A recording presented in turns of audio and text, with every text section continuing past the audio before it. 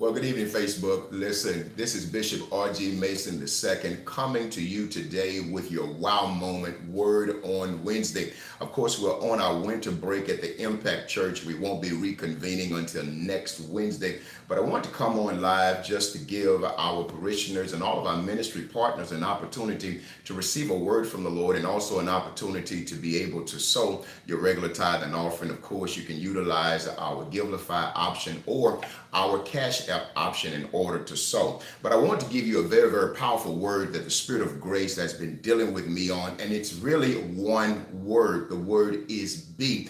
Be is such a very powerful and prophetic word. This particular word in the English, it simply means to indicate or describe a person, a place, or a thing. It speaks of identity even, but I want you to understand that the particular part of speech is a verb, which means it's action. If you're going to be, you've got to start moving, you've got to start doing something. Now, in the Hebrew, this particular word is peculiar because it not only means to take action, but it means to become the embodiment of a thing, which simply means when God says something to you, at that point, He's expecting you to take action and become the expression of what He says. Well, Bishop, how can I do that? Well, when God speaks a word to you, He not only speaks it to you, He speaks it over you, but then He speaks it on you, which means He gives you what it is you're supposed to do, and then He goes into the future and speaks to those persons in the future that's supposed to help you accomplish it, work things out that may serve as an obstacle so you will be able to overcome,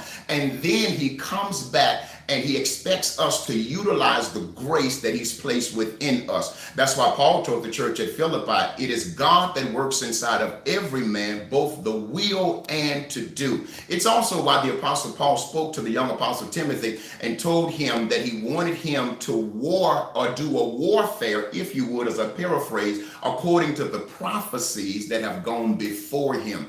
That word before is proago. It means to send ahead of time, as a paraphrase. Now understand, when God speaks concerning your life, something goes into your future, waits on you to get there. And so what we've got to do in the present is start moving. Now again, in the Hebrew, this particular word is expressed in Genesis 1 and 28. In Genesis 1 and 28, the word of God says, and God blessed them, and God said unto them, be fruitful. Now watch this. Become the embodiment of fruitfulness, and then multiply. Become the embodiment of multiplication. Replenish. Become the embodiment of replenishment, and then subdue. Become the embodiment of subduing, and finally have dominion. Become the embodiment of dominion. Now He said this over the fish of the sea, the fowl of the air, every living thing that moveth upon the earth. He says you've got power over the land, you've got power over the water, and you've got power over the air. In essence, nothing is beyond your reach. So you can just start being. I don't care what odds are stacked against you, be. I don't care who've talked against you, be. I don't care what has come against you, be. Now let's break these particular instructions down, because God blesses them before He tells them to be. Please don't miss this. This word blessed in the Hebrew is not assure. Assure is a term used even in Malachi when God talks about the nations calling the children of Israel blessed in Malachi 3 and 12. That's assure. It means to prosper. It means to give benefits to. But this word is barak. It's the same word David uses when he says, I will bless the Lord at all times. It means to kneel down, to pay homage to, or to praise, or to give power over to. So what God was doing was praising the crown of His creation, mankind, because He had given them that which is necessary to carry out what He was about to tell them. He's about to give them instructions. So why did He have to give them an inundation? Because He wanted them to have no excuse for carrying out everything he was about to command. Let's look at these particular commandments very quickly. He says unto them, be fruitful. In the Hebrew, it's para.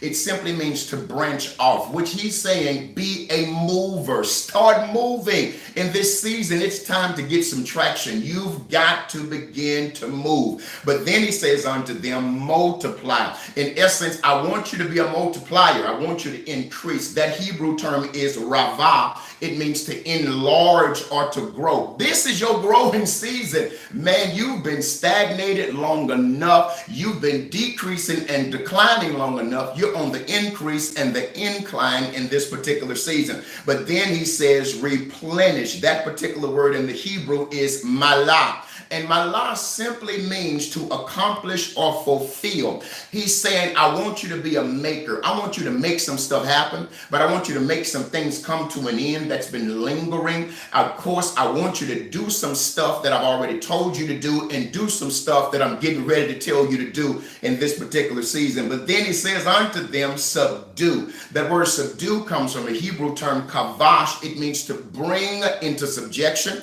into captivity, or into bondage. In essence, I want you to be a master. Master your situation, master your money, master your ministry, master your marriage, master your family, master your business. I want you to understand you've been given the authority to master the stuff that's been endeavoring to master you. But then finally, he says, I want you to have dominion. What's interesting about this word dominion, it comes from a Hebrew word, radah, and it means to simply manage. God's calling us to be stewards, to be managers, because he says, if I'm going to entrust you with such a great inundation, give you such powerful instructions, if I'm going to tell you to start moving, if I'm going to tell you to start making stuff happen, if I'm going to tell you to multiply, then I'm going to tell you to master. I've got to tell you to begin to manage. I say this to the Impact Church all the time where I preach the most, that God never sends what you need. He sends